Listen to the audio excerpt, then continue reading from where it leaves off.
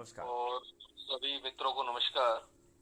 मैं सबसे पहले आपको धन्यवाद देना चाहूंगा कि आपने इंट्रोडक्शन का मौका दिया।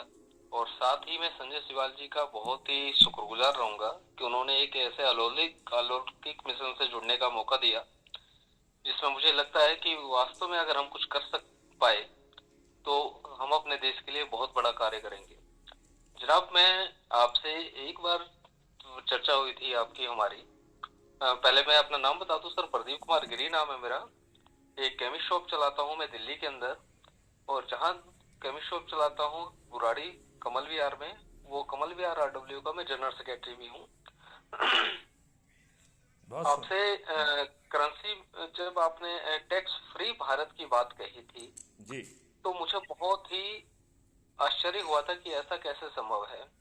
पर आपसे जो 15 मिनट का की चर्चा हुई थी, उसने पूरी तरीके से उस भ्रम को समाप्त कर दिया कि हाँ, वास्तव में टैक्स फ्री भारत की कल्पना जो है वो साकार की जा सकती है।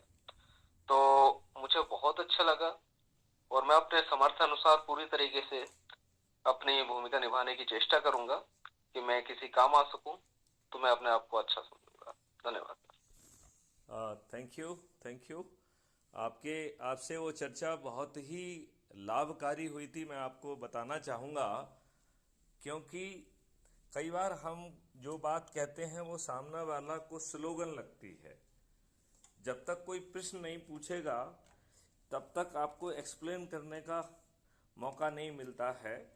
तो आपने बहुत अच्छे ढंग से वो चर्चा की थी और बहुत ही अच्छे ढंग से आपने उसे सुना और चर्चा में आपने सहभागिता की। और देखिए, हमें एक चीज़ समझना पड़ेगी कि अंग्रेज़ों ने जो सिस्टम बनाया था उनका केवल मकसद भारत को लूटना अकेला नहीं था। उनका मकसद जो है भारतीयों को अपमानित करना, शोषित करना और प्रताड़ित करना भी था। तो जो नियम कानून बनाए गए थे उसके तहत हम भारतीयों को कैसे चोर कहें, ये भी सोच का कहीं ना कहीं हिस्सा था। ये दुर्भाग्य का विषय है कि हमारे ऊपर वही सब नियम कानून थोप दिए गए। ये बहुत ही हमारे लिए शर्म और लज्जा की बात है कि हमारी लीडरशिप ने कभी ये विचार नहीं किया कि गुलामों के जो नियम हैं उन्हें हमें अपने देश की जनता पर नहीं थोपना चाहिए। इस बात से आप कहाँ तक सहमत हैं? क्योंकि कहीं मुझे लगता है कि इस सोच में ही सब हमारी मुसीबतें फंसी हुई हैं।